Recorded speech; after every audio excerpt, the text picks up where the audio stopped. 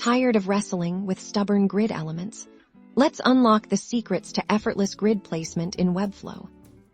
First, ensure you have a grid element selected. You'll know it's a grid when you see the grid icon, and the property panel on the right displays grid-specific controls.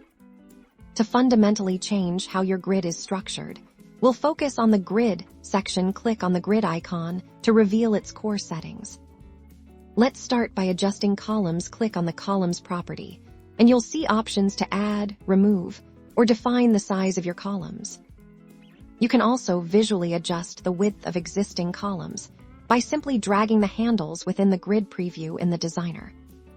Similarly, you can manipulate your rows. Click on Rows and choose to add or remove rows to better fit your content.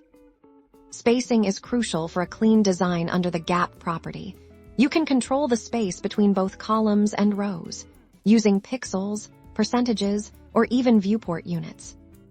Now, for repositioning individual items, select the specific grid item you want to move. It will be outlined in blue. In the Property panel, look for the Layout tab, and within that, you'll find grid-specific placement controls. To move an item to a different column, adjust its column start and column end properties. For instance, setting column start to 2 will move the item to begin in the second column. You can do the same for rows by modifying the row start and row end values. This allows for precise control over where each element sits within your grid. Notice how the element instantly snaps to its new location. As you change these values, this visual feedback makes repositioning incredibly intuitive.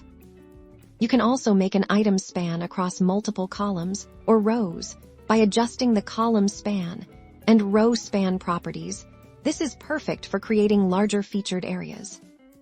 Mastering these grid placement techniques will allow you to create dynamic, organized, and beautifully responsive designs in Webflow. Happy designing!